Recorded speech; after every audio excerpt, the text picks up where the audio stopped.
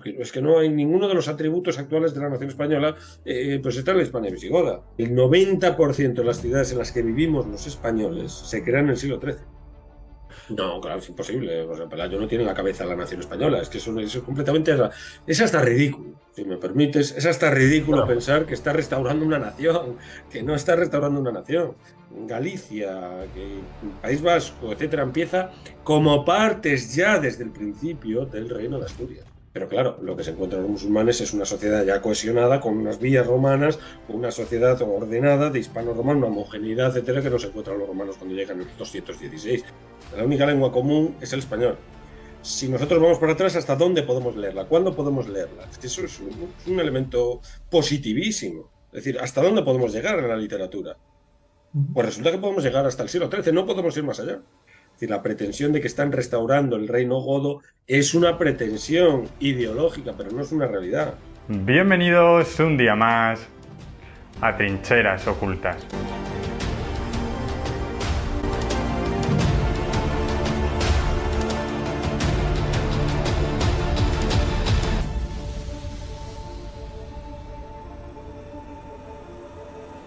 Bienvenidos un día más a Trincheras Ocultas. Hoy es un día muy especial en el canal porque hemos entrevistado a Pedro Insúa. Llevaba ya muchísimo tiempo detrás de este autor y yo creo que, como le digo también en la entrevista, su nuevo libro, Cuando España echó a andar, fue una gran excusa para contactar con él gracias a la editorial Ariel.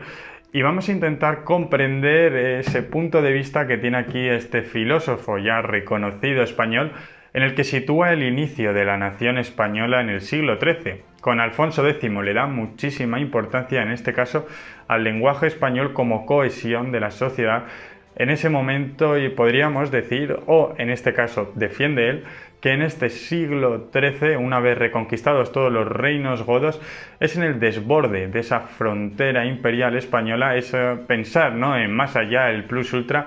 Es aquí cuando realmente se puede comenzar a hablar de la nación española. Así Pedro Insúa rompe con las otras corrientes historiográficas que sitúan, por ejemplo, el inicio de la nación española en el Imperio Romano en Hispania, o por ejemplo los que lo sitúan en el Reino Godo, más allá, las personas que lo sitúan en el reinado de los Reyes Católicos, o por ejemplo los que ya se lo llevan muchísimo más a la actualidad, como puede ser en las Cortes de Cádiz. Este mes de abril lo voy a dedicar a entrevistar a autores de renombre, a historiadores, filósofos como es Pedro Insúa, también políticos. Vamos a intentar comprender dónde sitúan los expertos, en este caso, el origen de la nación española. Vamos a dedicar este mes de abril y también mayo un poco a intentar comprender todas las visiones, y creo que va a quedar vídeos súper interesantes como el que vamos a traer hoy aquí ya, sí que sí, con Pedro Insúa, donde vamos a escuchar declaraciones como esta. No hay, esto de la armonía de culturas es un cuento chino, absolutamente y total. Es decir, no hay tal armonía, lo que hay, ni siquiera hay mestizaje. No hay mestizaje. El mestizaje es un fenómeno, sobre todo, algo canario, pero sobre todo americano. Y ya para acabar, quiero anunciar que he abierto Patreon para todo aquel que quiera colaborar más allá aquí en Trincheras Ocultas. Pero siempre digo, no es obligatorio. Muchísimas gracias por compartir el vídeo. Creo que realmente este vídeo, que puede reavivar polémicas, tiene un gran valor historiográfico para abrir, ¿no?, las mentes de los españoles y ponernos a pensar más acerca de nuestra historia. Realmente, si lo compartes, realmente si le das a like, si comentas, el vídeo se posicionará y llegaremos a más gente, y cada vez entrevistaremos pues a personajes de este prestigio, como puede ser el que hoy vamos a tener aquí, como es Pedro Insúa. Muchísimas gracias por estar ahí y les dejo con la entrevista. Bienvenidos un día más a Trincheras Ocultas, bienvenidos a un nuevo programa que me hace muchísima ilusión presentar, porque llevaba detrás del autor ya bastante tiempo, quería entrevistarle y creo que he conseguido la excusa perfecta, ya que ha publicado este libro con la editorial Ariel. Él es Pedro Insúa, Cuando España echó a andar, y me parece bastante interesante porque sitúa el inicio de España, el gentilicio de los españoles, podríamos decir, en otro momento histórico. Lo sitúa concretamente en el siglo XIII con Alfonso X el Sabio, y está rehuyendo de otras teorías, por ejemplo, las teorías que sitúan el inicio de España por ejemplo, con el Imperio Romano, o por ejemplo también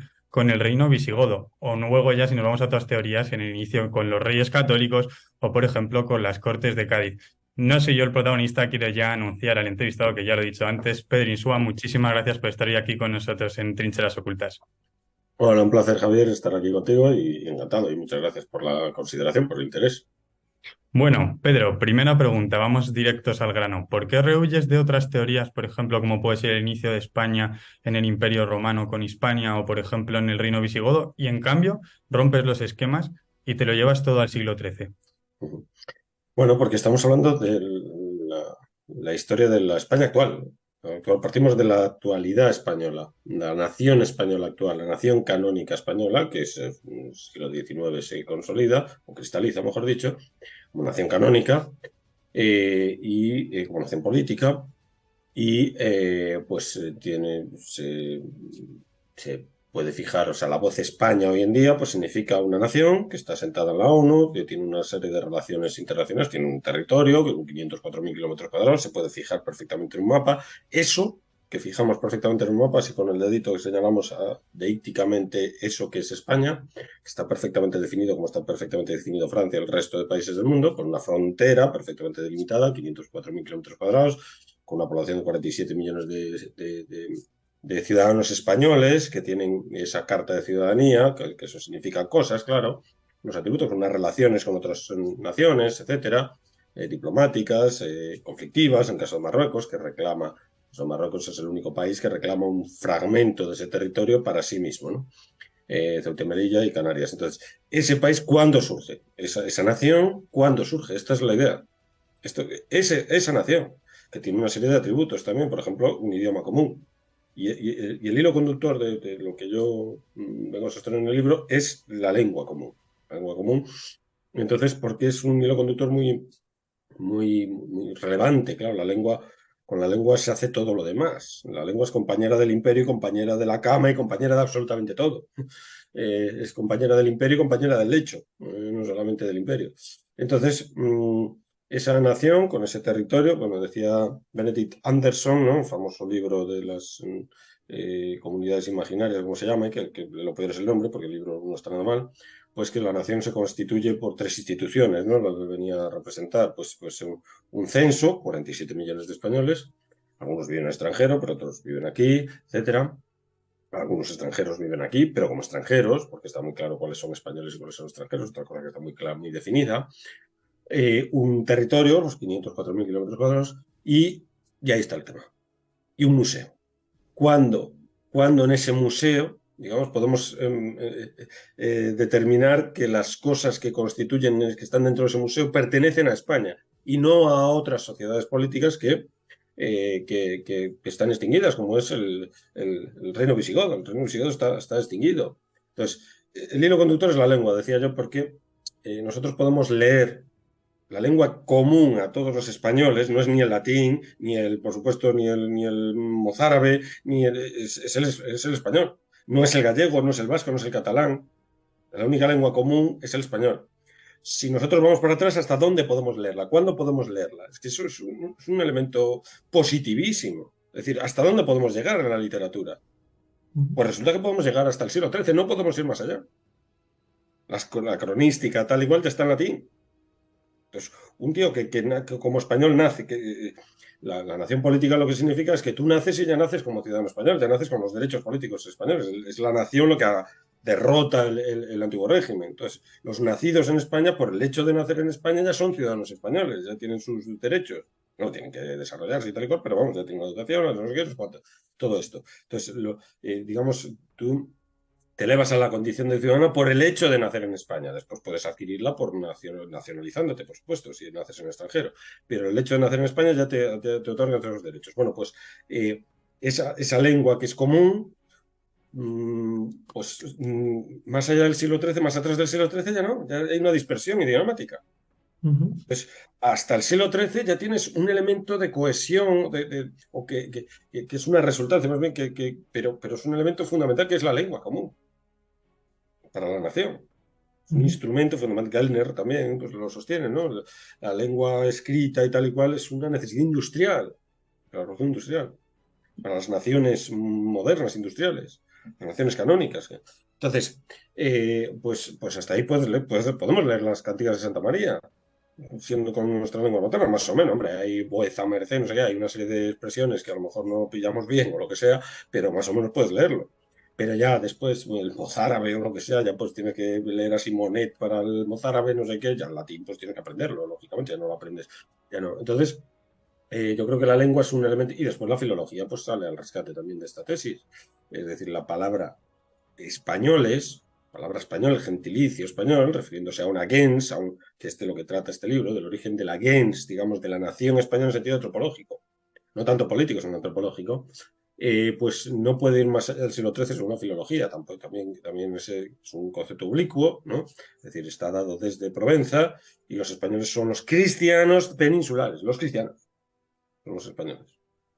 Entonces, antes se les llama cristianos, pero no se les llama españoles, se les llama hispanos, pero no españoles. Entonces, eh, yo creo que hay argumentos bastante sólidos los que ofrecen pues, una jerarquía urbana, digamos, la España actual tiene una jerarquía urbana determinada, tiene unas conexiones de las ciudades, no solamente ciudades, sino conexión entre ellas, vínculos entre ellas, y una economía que significa eso.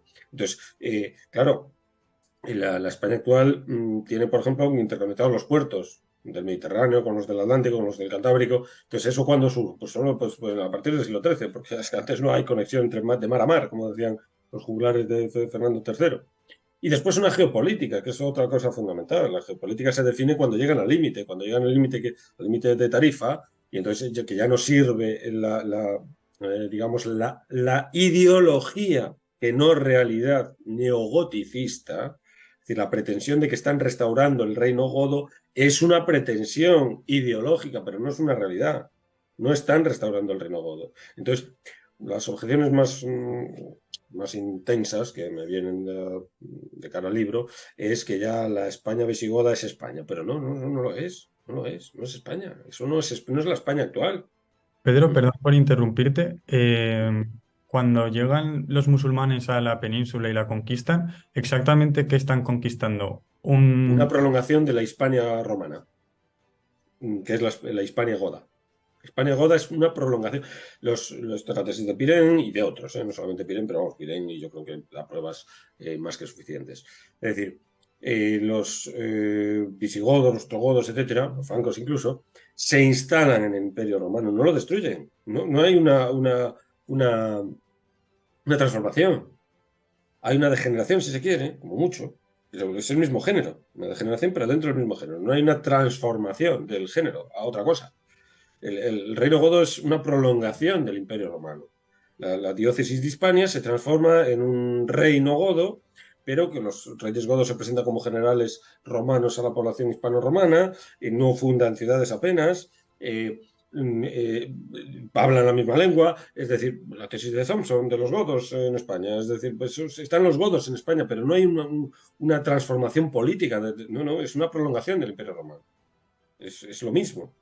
Lo que pasa es que, bueno, hay una feudalización, si se quiere, es decir, lo que es la Alta Edad Media, pues determinadas instituciones a nivel local, o sea, el gobierno es un gobierno central, sino que empiezan a destacar pues, los ducados, los duqueres, ¿no? En determinadas líneas de frontera, etcétera, etcétera. Se quiere ruralizando y feudalizando, circula menos la moneda de oro, por ejemplo, que analiza Pirén, en el puerto de Marsella en concreto, etcétera, etcétera. Es decir, hay una degeneración, si quiere, pero es el mismo género. Lo que conquistan es un trozo del Imperio Romano, o una prolongación, si se quiere, del Imperio Romano. Eso es lo que conquistan. Y lo conquistan más por las calzadas romanas, que eso es otra cosa. Cuando Ignacio Lagüe niega la conquista y tal y cual, porque le parece completamente inverosímil que lo que los romanos tardan, una sociedad tan belicista como la romana, tardó 200 años en conquistar, que fue la península ibérica, los musulmanes en apenas 30 años la conquistan entera, le parece inverosímil. Bueno, dice 300 años, ¿no? Se le va la mano 100 años con la conquista romana. Pero son 200, desde el 216 que aparecen los Neo y Publio Escipión por Ampurias en 216 a.C. y en el 19 viene Augusto a conquistarla, o sea, son 200 años. A él le parece muchísimo, es un tiempo. Pero claro, lo que se encuentran los musulmanes es una sociedad ya cohesionada, con unas vías romanas, con una sociedad ordenada de hispano-romano, una homogeneidad, etcétera, que no se encuentran los romanos cuando llegan en el 216. Encuentran un montón de tribus, los arebacos, los valetanos, los no sé, los turdetanos y todo esto. Entonces, pues completamente dispersas y sin calzadas. cuando Sánchez Albornoz describe muy bien, que lo describe en varios libros, uno de ellos dedicado a ello, la conquista, por dónde van las vías de conquista musulmana, van por las vías romanas. Claro, entonces, ¿qué es lo que conquistan? Pues una prolongación de la Hispania romana. Pero lo que surge como respuesta ya no es la restauración de esa Hispania romana, es otra cosa que podemos decir. Es una estructura política, es el Reino de Asturias, que como ideología lleva eso adelante, pero no es una prolongación, no se restaura, esto lo reconoce Sánchez Albornoz, e incluso Vesga Marroquín, quizás el más neogoticista de los neogoticistas, reconoce que no se restaura el Reino Godo, no hay restauración del Reino Godo. Hay otra cosa, que Pelayo actúa como un godo, bueno, puede ser, pero no se restaura el reino godo. Se restaura pues a otra entidad política que empieza con el liderazgo de la monarquía, empieza a comprometer a esas gentes que antes estaban determinadas por el Imperio Romano, por ese mastodonte que es el Imperio Romano, los galaicos, los vascones, los cántabros estaban definidos por el Imperio Romano, pero en cuanto empiezan a ser definidos por el reino de Asturias, empiezan a ser incorporados como partes suyas, ya como gallegos, vascos, y ahí surgen los gallegos, vascos y tal, pero definidos oblicuamente por el reino de Asturias.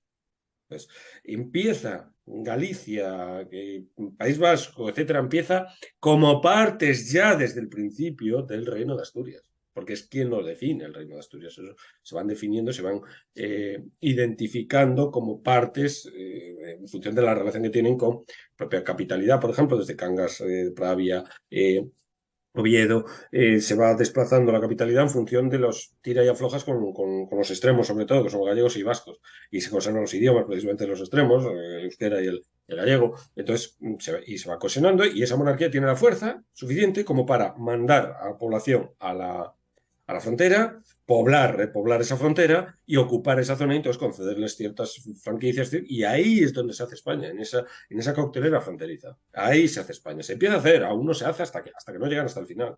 Porque empieza la geopolítica que hablábamos antes. Es decir, cuando llegan hasta el final, pues tienen que seguir adelante. Pero ya no les da la restauración del Reino Godo. Prueba de que no es la restauración del Reino Godo lo que significa España. Porque España es justamente cuando desbordan la frontera de Gibraltar, con los 14 kilómetros esos. Tienen que ir al otro lado. El fecho de la Allende, que le llama Fernando III y Alfonso X. El fecho de la Allende.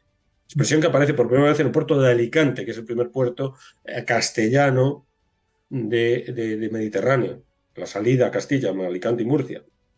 Entonces, por eso lo ofrecen el Sacro Imperio Romano Germánico, los pisanos, porque ya Castilla sale al Mediterráneo. Entonces, ahí se produce entonces aparece el fecho del imperio, que es Europa, y África, que son los dos grandes ejes de fuerza, digamos, líneas de fuerza de la política, de la geopolítica española, hasta ahora, exactamente igual que hasta ahora. El eje, el vector, digamos, africano se prolongará a América y América es una prolongación del eje africano.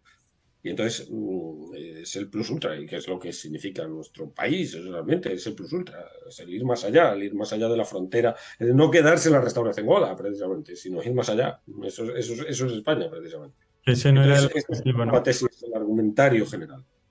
Que ese no era el objetivo por lo que deduzco de Pelayo, ¿no? Al principio. No, claro, es imposible. O sea, Pelayo no tiene en la cabeza la nación española. Es que eso es completamente. Es hasta ridículo, si me permites. Es hasta ridículo Claro. pensar que está restaurando una nación, que no está restaurando una nación. No es un libertador del 19, no están luchando contra los franceses, comparativa que se ha hecho varias veces. No, es otra cosa completamente diferente. Ni siquiera es un rey, su estabilidad como rey es un princeps llamado. Actúa, pues, al principio es legatario de los musulmanes, que va a una legación y va de correo de la autoridad musulmana de Gijón, va a Córdoba en un viaje. O sea, no hay un colaboracionismo primero por parte de Pelayo, no hay una acción-reacción, que es el esquema providencialista, es lo que pretende, ¿no? Que Pelayo, ¡pum! O sea, que la pelota que ponen en el tejado los musulmanes con Guadalete se la devuelve con Covadonga. No hay una acción-reacción inmediata, hay un proceso ahí y que poco a poco se va, hasta Alfonso II el Castro no se estabiliza, aquello no cristaliza en condiciones como rey, como reino. Entonces, como capital en Oviedo ya, con toda la intención, eso sí, ya a partir de ahí ya la cosa empieza a cristalizar totalmente, ¿no? pero, y sobre todo con Santiago, que es la novedad, es otro argumento fundamental contra la idea de la restauración del reino godo, es Santiago. Santiago es una novedad absoluta y total. Y Santiago es el emblema de España, donde vivo yo ahora, por cierto. En Santiago, estoy mirando a Santiago de Compostela ahora mismo, delante de Buenas mi casa. vistas. Ujú. Entonces, Santiago es la prueba de la ruptura, de la discontinuidad, no ruptura total, de la discontinuidad, de que ahí hay una discontinuidad. Y Santiago es la prueba más evidente, más evidente. Es vamos, tal evidencia que es que aquí tienes un templo dedicado al descubrimiento de unas reliquias, entre comillas, lo de descubrimiento, todo lo que sea un invento, vamos, pues, seguridad, no puede ser otra cosa, porque si no hablaríamos de fuera, estaríamos fuera de la historia, estaríamos en la, la paraciencia, o sea, tenemos que no tiene sentido, pero hombre, desde el punto de vista ideológico está influyendo pero, constantemente, ¿no? Entonces, una reliquia valiosísima, es el hermano de Cristo.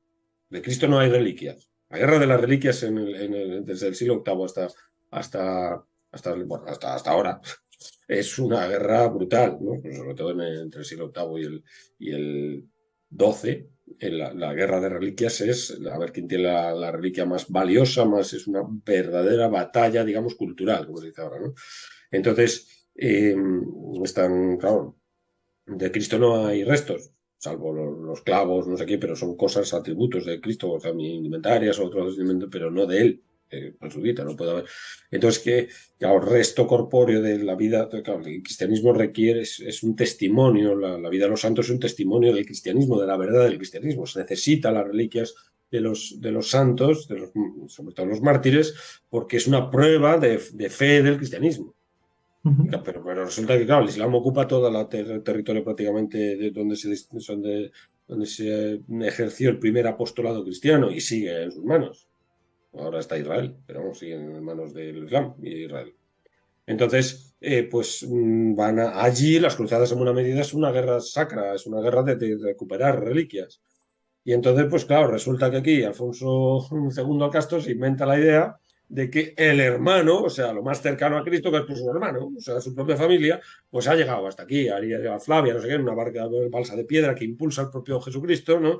Entonces la propia fuerza motriz de Dios, que es Cristo, pues ha llevado la balsa de piedra hasta Santiago y ahí están los restos de Santiago. Entonces es el hermano de Cristo, o sea, algo más potente no puede ser. Entonces es un desafío total a Carlomagno y demás, ¿no? Entonces, y es una prueba, y Santiago, como peregrino, ni siquiera como guerrero, no hay nada en la Hispania visigoda acerca de Santiago. Nada, nada, nada, nada. No hay ningún resto. Pero entonces, Pedro, por lo que también estoy intuyendo, ¿das más importancia, o corrígeme, en la formación en la gestación de España al lenguaje, antes, por ejemplo, que a la religión? ¿O No, cómo...? no, bueno, no. Esto de las reliquias es la religión, es decir, hay un Ah, conjunto. El lenguaje es una pista, digamos, es una guía, yo creo, muy segura, porque te pone en contacto. Es decir, ahora mismo nosotros, nacionales españoles, ¿hasta dónde llegamos con el lenguaje que hablamos, que es en común? ¿Hasta dónde llegamos? Es que no podemos ir más allá. Entonces es una pista, es una especie de hilo de acero. Que es que no, es que es la prueba más eficaz, digamos, no digo la única, digo que es la más eficaz. Porque tú me dirás, podemos, o sea, si viene un visigodo, podríamos hablar con él. claro. Es que eso se ve, o sea, no podría ser de mi nuestro. Si viene un Alfonso X, pues podemos hablar con él. Entonces, esa es la prueba más concluyente. Y además es una prueba poderosísima. Yo desafío a quien quiera a que me dé una prueba en contra. Entonces, eh, la, pues hay muchas otras pruebas. La urbanística, por ejemplo, que es como que termino el libro, el epílogo, que es una especie de homenaje, digamos, a Alfonso Alejandrino, ¿no? Al Alfonso Alejandro Magno, digamos, pues generador de ciudades y tal, y de las ciudades, el 90% de las ciudades en las que vivimos los españoles se crean en el siglo XIII con las ordenanzas municipales, no solamente la tectónica, que son buena parte de ellas son herederas, por supuesto, de Roma y del Islam, pero eso es la materia, digamos, tectónica, pero su organización municipal, etcétera, su distribución por collaciones, en función de la vida cristiana, por supuesto, de la vida cristiana, con un templo en el centro, las collaciones, por ejemplo, Córdoba, por tomar un ejemplo, 1236 se funda, se toma en 1236 el 29 de junio. ¿Qué es el 29 de junio? Pues día de San Pedro y San Pablo. ¿Qué es lo que primero fundan? Pues un monasterio de San Pedro y otro de San Pablo. Y que ahí están, que ahí siguen. Entonces, a Santa María, tal, a la catedral, caso que la transforman, por supuesto, San Pedro, que era una mezquita también la transforman, la Magdalena, etcétera. Todas las iglesias, pues son iglesias, algunas sobre mezquitas, otras no, son de nueva creación. Aparte, o sea, pues, se crea sobre a los musulmanes se les expulsa, absolutamente.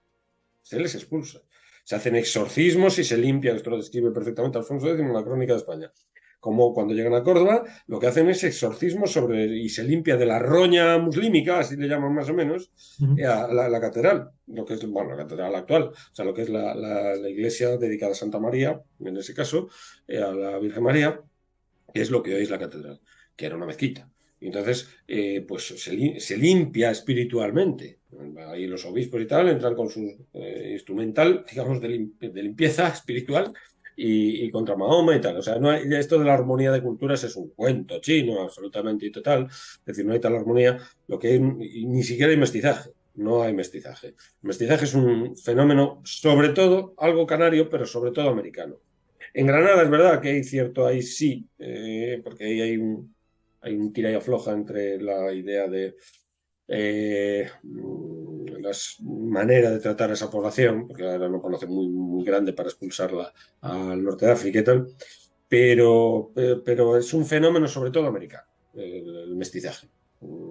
Entonces, hasta que no llega a América no hay, porque claro, los indios americanos son infieles, pero no son culpables de esa infidelidad, mientras que los musulmanes y los judíos son culpables, pues están rechazando la fe que conocen, mientras que los indígenas americanos no rechazan ninguna fe porque no la conocen.